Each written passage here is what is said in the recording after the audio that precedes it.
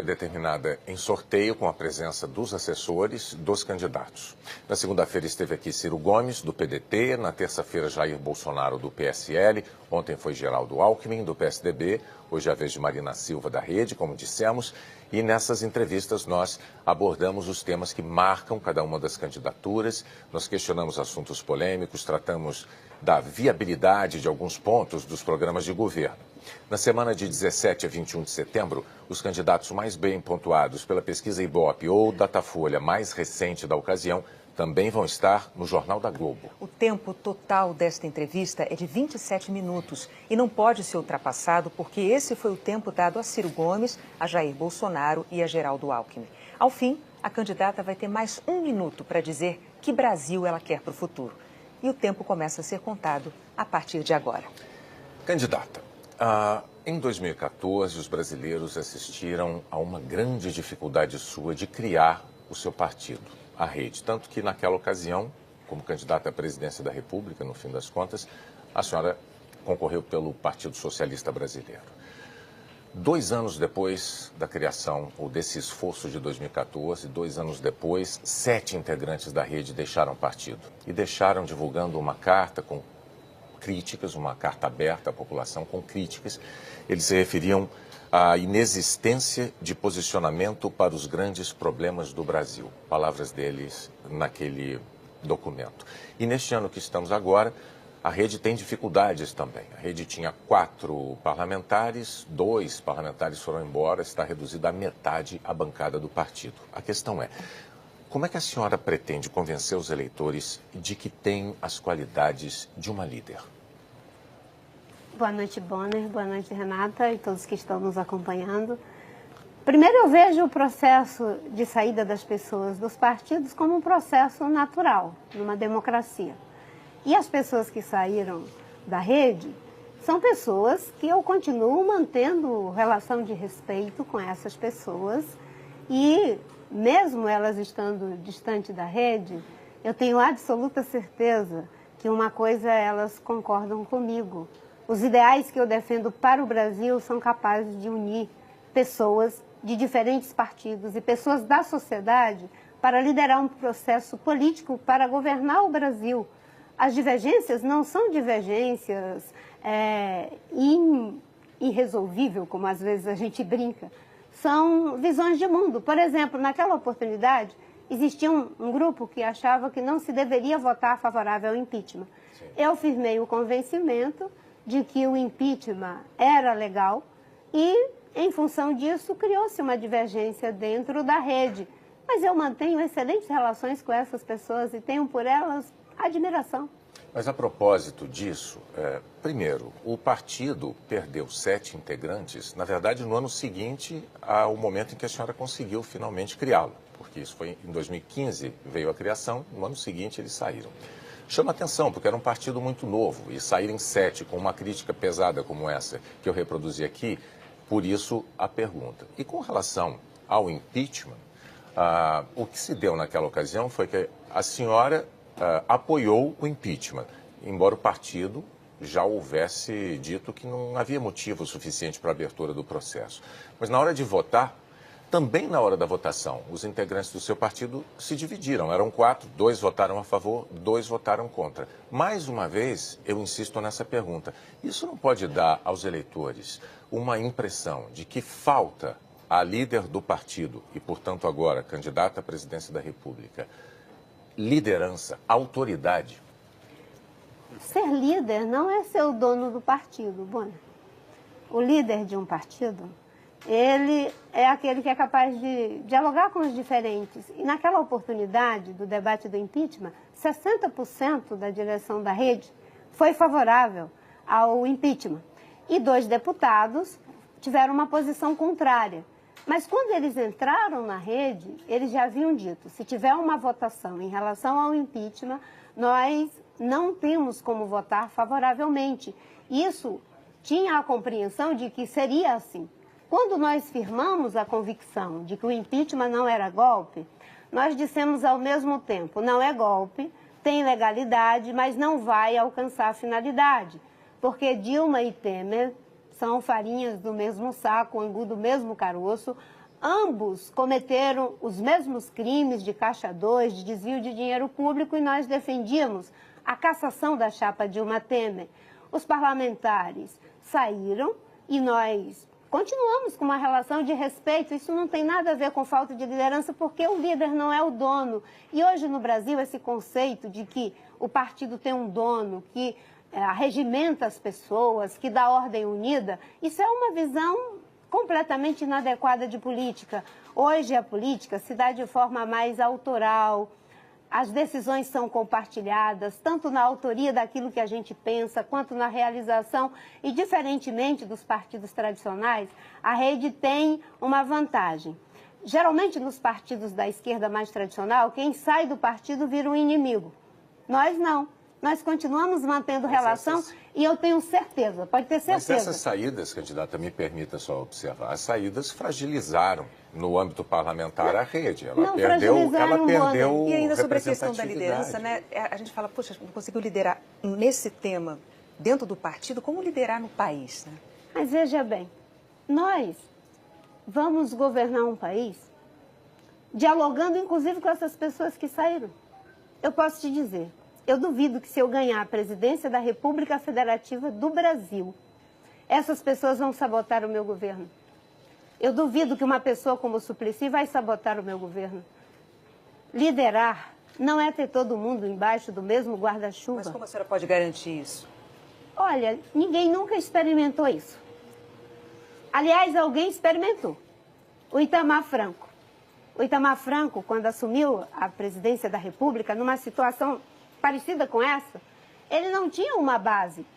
E ele conseguiu juntar pessoas de diferentes partidos e governar e fazer uma transição. Eu vou ser um governo de transição. Então, ainda Durante 4 anos, eu vou governar esse país para que a gente possa combater a corrupção, fazer ele voltar a crescer e ser um país justo e bom para todas as pessoas viverem. Justamente sobre essa questão da governabilidade é preciso, fundamental, ter liderança. Ainda então, na questão da liderança, uma crítica frequente dos seus adversários é sobre a sua postura diante de temas polêmicos, mas importantes para o país, como, por exemplo, a reforma da Previdência. Quando a senhora é questionada sobre esses temas, a senhora sempre defende a necessidade de um debate, mas não apresenta uma proposta concreta. Eu me lembro, na sabatina da Globo News, tem umas 3 semanas, a senhora, diante dessas questões, sempre respondia, chegou até a responder numa sequência de 3 vezes, é preciso debater, tem que se debater. Como candidata à presidência da República, por que não assumir posturas? Mas eu assumo a postura. Posições? Sim. Se existe uma pessoa que assume posições, essa pessoa sou eu. Eu defendo a reforma da Previdência e tenho as diretrizes para essa reforma. Quais são as diretrizes?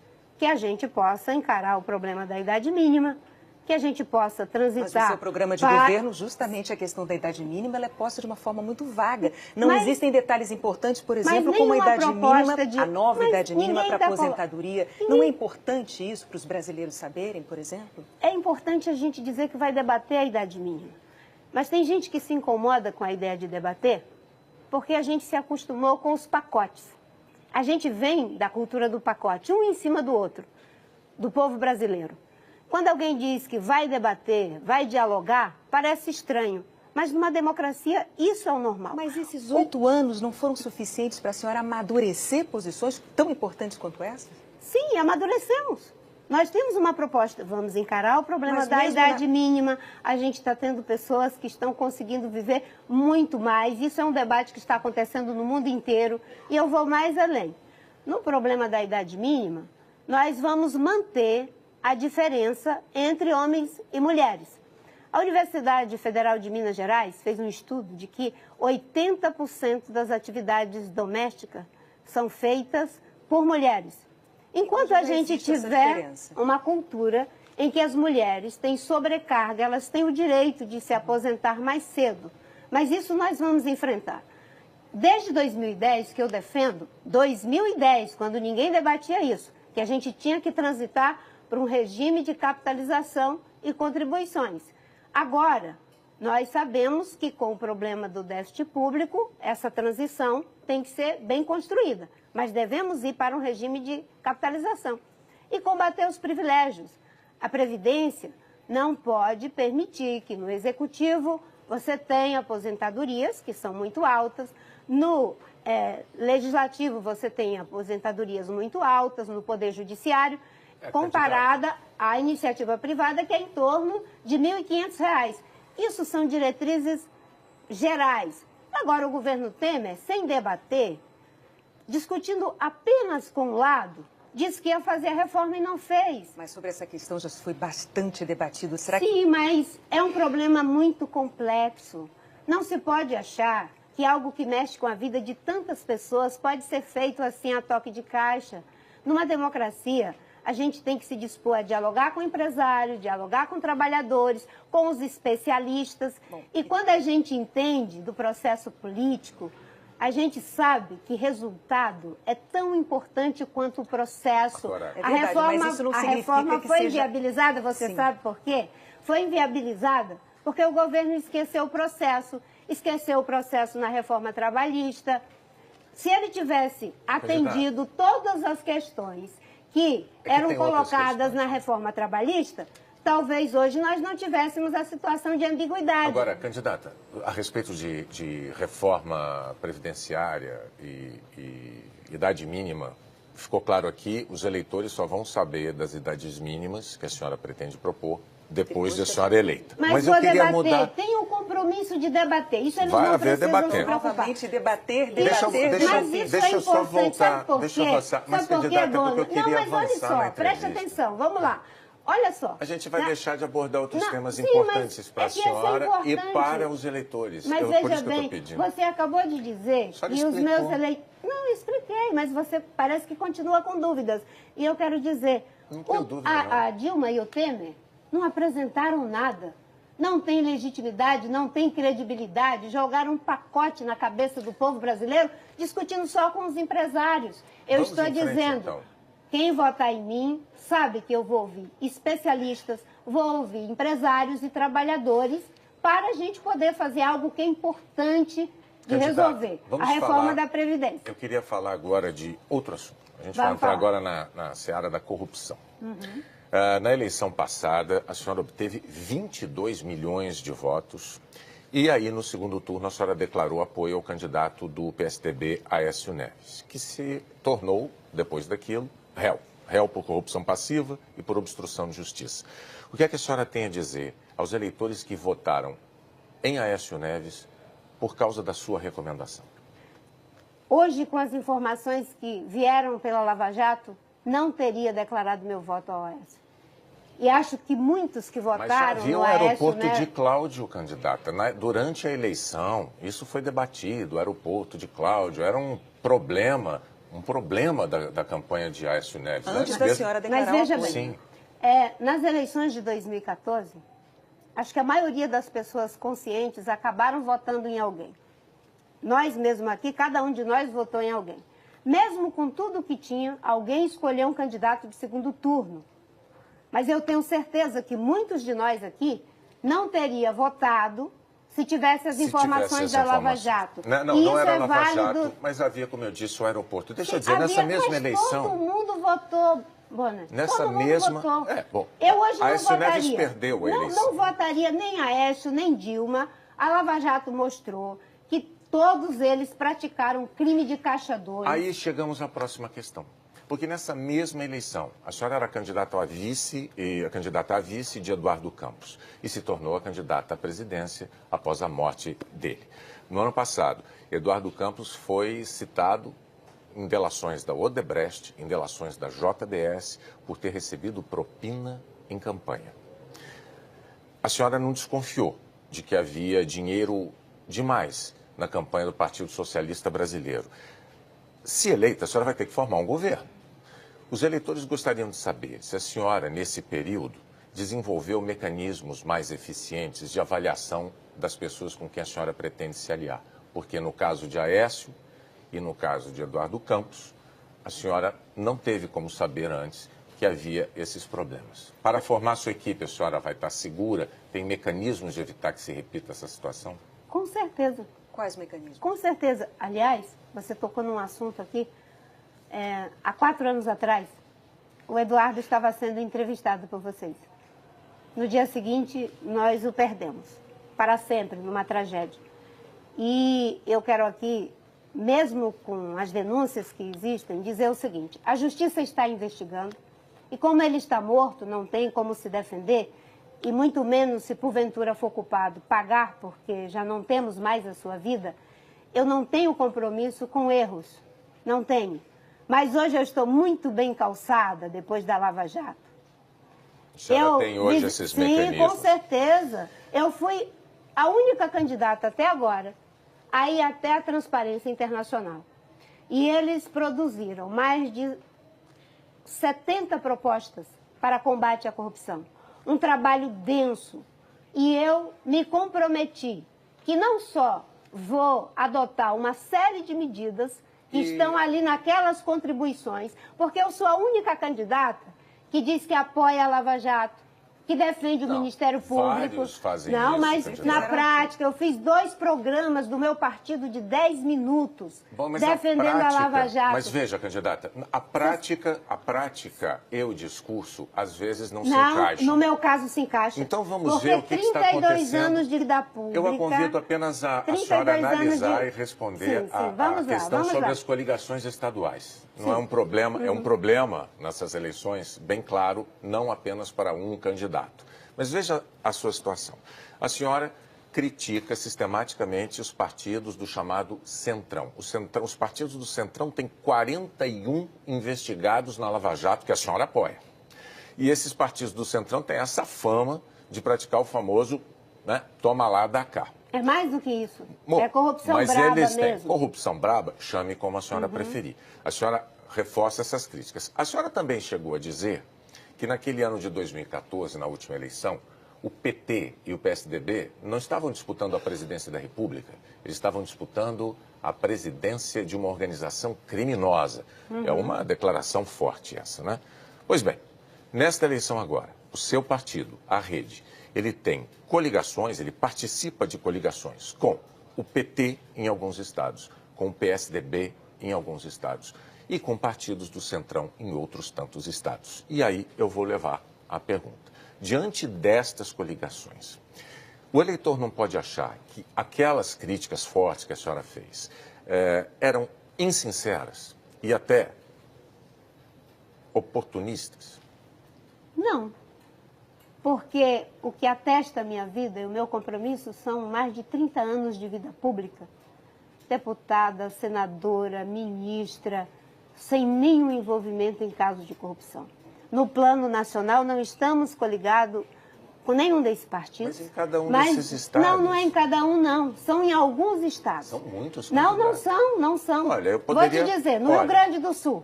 No Rio Grande do Sul... É um deles. Não, vou falar, eu mesmo falo para você. No Rio Grande do Sul, nós estamos coligados com um jovem que foi prefeito de Pelotas e esse jovem, sobre ele não pesa absolutamente nada. Eu sou inteiramente coerente. O que é o que eu tenho dito? Eu tenho aqui uma lista, candidata. Se a senhora quiser, eu posso dar essa lista rapidamente. Vamos lá, vamos lá. Vamos lá.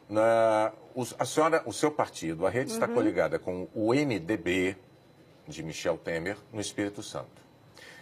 Em 3 estados brasileiros, a Rede está coligada com o Partido dos Trabalhadores, em Tocantins, em Roraima e na Paraíba. Em 4 estados, o seu partido está coligado com o PSDB, Maranhão, Amapá, Goiás e Rio Grande do Sul, que a senhora mencionou.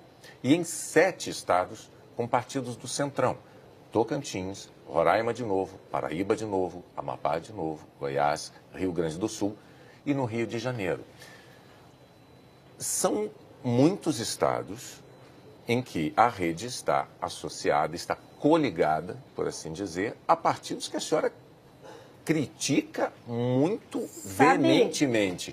Isso não lhe parece incoerente? Veja, olhando da forma como você coloca, passa essa impressão ao telespectador. Mas as pessoas que conhecem a minha trajetória, o que eu tenho dito? Pessoas boas. Aliás, tem gente que até está me copiando agora. Pessoas boas desde 2010, eu digo, existem em todos os partidos. E que nós não podemos fazer recortes partidários. Ouvimos isso ontem aqui do candidato do PSDB. Você está dizendo quem está copiando. E que pessoas boas existem em todos os partidos. E que se a gente for olhar para os partidos, fica muito difícil qualquer tipo de diálogo político. Mas a gente tem que olhar para as pessoas, para a trajetória das pessoas. Pegando o caso do jovem candidato ao governo do estado do Rio Grande do Sul. Mas não vamos particularizar, candidato. Mas eu não vou desabonar o jovem. Não é eu isso. estou dizendo que ele é uma pessoa de bem. Se você for para o Amapá, qual é a denúncia de corrupção contra o candidato? Não se trata disso. Não é com partidos bons. É que a senhora fundou um partido exatamente para se diferenciar, era esse o discurso. Mas esse é o diferencial. Para se diferenciar daquela salada de partidos, aquela bagunça. Mas aí chega numa eleição como essa. Mas o recorte não é partidário. Mas a rede está mergulhada nisso agora. Não está, Wanda. Não está. Pelo contrário, nós criamos um partido já dizendo desde o início, não vamos sacralizar partidos. Pessoas boas têm em todos os partidos. E se eu ganhar, eu vou governar com os melhores de todos os partidos. Esse é um discurso que eu falo desde 2010. Então, aproveitando esse conversei com essas pessoas e elas não desabonam. A nossa aliança ela é programática, baseada em trajetórias de vidas. E a rede é um partido pequeno. É engraçado que as pessoas cobram numa hora. Mas a senhora não tem alianças, não tem coligação. Quando eu faço alianças com aqueles que sobraram dessa miscelânea de corrupção, aí as pessoas me atiram em rosto. Mas ainda falando então sobre coerência, não tem nada a ver. Sim, pode quando falar. A senhora saiu do PV, a senhora saiu sob a justificativa de que precisava manter a coerência. 7 anos depois, a senhora escolhe justamente um integrante do PV para ser seu vice na chapa, aí a candidatura à presidência da República. O Partido Verde de hoje é o mesmo de 2011, até o presidente do partido, inclusive, é o mesmo. A senhora desistiu da coerência? Continuo coerente, porque o Eduardo, Jorge, nós nunca tivemos divergências. A minha saída do PV tinha a ver com a visão de processo em relação a que eu queria muito que o PV se tornasse um partido em rede. Mas a cultura política da direção do PV entendeu que não. E eu criei um partido em rede, mas em termos programáticos, não há divergências. Candidata, junto com em o vice vários não vem o partido aspectos. todo? Como? Junto com o vice não vem o partido também? Mas o processo interno do partido é completamente diferente. Eu não posso querer impor a cultura partidária da rede aos demais partidos. O importante é que, em muitos aspectos, nós temos convergências. E essas convergências, aliás, são as mesmas que me fizeram ser candidata em 2010. Não tem coerência nenhuma. Eu e Eduardo temos muitas convergências, algumas divergências, mas isso é normal numa democracia. Então, ainda falando Nós, sobre divergências. Nós, no Partido Verde e a Rede, fizemos uma aliança inteiramente programática, inclusive com o PV, reconhecendo a soberania do meu programa em várias questões que haviam diferenças. Isso é típico da democracia. A Rede é um partido em rede, porque assim se conformou. E eu não vejo incoerência nenhuma. Incoerência, sabe o que é? É fazer aliança por tempo de televisão. É fazer aliança em troca de dinheiro para enganar a população com marqueteiro vendido a peso de ouro. Candidata, isso é que é incoerência. Para a gente conseguir, então, ir adiante e abordar outros temas. A bancada ruralista tem crescido no Congresso, inclusive cientistas políticos têm dito que ano que vem ela vai ser ainda maior. Como é que a senhora acha que seria possível conquistar votos desses parlamentares para o seu programa ambiental? Discutindo com eles em termos programáticos. Mas a bancada ruralista não são poucos os que temem, os que acreditam que o seu programa prejudica o agronegócio, que é tão importante para a economia do país. É que tem muita gente que trata o agronegócio como se ele fosse homogêneo. E não é. Hoje tem muita gente que já está fazendo o dever de casa. Tem muita gente que quer fazer. Eu tive ontem lá no encontro da Confederação Nacional da Agricultura e fui muito bem recebida pelas minhas teses, pelas minhas ideias de uma agricultura de baixo carbono, de financiar cada vez mais a agricultura ABC, que introduz novas tecnologias para evitar essas críticas que existem em um número grande de parlamentares dentro da bancada ruralista, que é um fato, né? Inclusive ainda deve ser ainda maior no Congresso ano que vem. O que a senhora tem a dizer sobre isso? Eu fui ministra do Meio Ambiente e dialogava com todos os partidos e com todas as bancadas. Mas havia críticas à lentidão de licenciamento ambiental nessa Não é verdade, na sua gestão. Boni. Não é verdade. Candidata, a senhora foi advertida, inclusive, pelo então presidente Lula. A senhora foi admoestada. Advertida? Admoestada. É. Bem, isso faz parte da lenda e do processo de desconstrução. Eu, quando entrei no Ministério do Meio Ambiente, tinha mais de 40 hidrelétricas que não tinham licenças. Aquilo que foi competência do IBAMA, nós limpamos a pauta. E o que não dava para fazer, nós dissemos claramente aos empreendedores. Não dá para fazer, como foi o caso de Tijuco Alto. Você quer saber de uma coisa? As licenças mais difíceis foram na minha gestão. A senhora não tem autocrítica?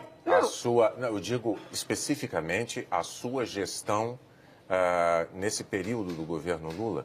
Porque se a senhora disser... Não, eu fiz o que era para ser feito, é um recado que a senhora está dando para parte do eleitorado de dizer o seguinte, olha, aquelas pessoas que querem que o licenciamento ambiental seja feito para proteger o meio ambiente, mas que seja feito com mais celeridade para respeitar também a urgência da necessidade de geração de empregos com esses investimentos, essas obras todas. Mas isso foi feito, Bonner. Isso foi feito. A senhora ficou é o recado que a senhora dá. A senhora ficou satisfeita com aquele ritmo que a senhora imprimiu ao licenciamento ambiental. Mas as pessoas ficam falando de algo que não é o seu caso, é claro, que elas não conhecem. A hidrelétrica de Santo Antônio Geral foi dada durante a minha gestão. Um dos licenciamentos mais difíceis. Agora vamos a outro mais difícil ainda, que estavam tentando licenciar desde o Império. A transposição do Rio São Francisco. A BR-163. Você sabe por que foi feito? Porque tinha capacidade técnica. Uma equipe que tinha condições de passar para a opinião pública a certeza de que aquilo não estava sendo feito por encomenda. Eu fui ministra durante 5 anos e meio e nunca ninguém me fez pressão para que eu desse uma licença que não tivesse base técnica. Tudo que nós fizemos foi de acordo com a lei. Agora, se você me disser, Marina, você acha que você tinha a estrutura adequada? Eu vou te dizer que não. E por que não tínhamos? Porque, infelizmente, há uma visão de que investir na diretoria de licenciamento, investir na diretoria de combate a crimes ambientais, isso é algo que eles encaram como custeio, e não é. Eu vou ser presidente do Brasil e vou mostrar que é possível integrar meio ambiente e ecologia, criar um novo ciclo de prosperidade. Eu vou aproveitar, deixa então, para pedir a senhora, porque o seu tempo acabou, como nós explicamos desde segunda-feira, o tempo de 27 minutos é o tempo do entrevistado, até ele ganhar esse minuto final para mandar a sua mensagem para os eleitores, dizendo qual é o Brasil que a senhora quer para o futuro. O Brasil que eu quero para o futuro é um Brasil onde nenhuma pessoa tenha que passar pela humilhação de não ter o trabalho para sustentar a sua família. Eu sou mulher, sou negra, mãe de 4 filhos, fui seringueira, empregada doméstica, me alfabetizei aos 16 anos. E eu sei que muita gente acha que pessoas com a minha origem não têm capacidade para ser presidente da República. Eu estou aqui trazendo mais que um discurso. Eu trago uma trajetória, o compromisso de construir um país que seja justo e bom para todos, para empresários, para trabalhadores, para a classe média, para jovens, para mulheres. Muitas vezes as pessoas me admiram como uma exceção, mas eu não quero um país de exceção, eu quero um país de regras. Eu serei presidente da República com o seu voto para que esse país seja economicamente próspero, socialmente justo e ambientalmente sustentável. Candidata, muito obrigado pela sua presença, pelos seus esclarecimentos aos telespectadores do Jornal Nacional.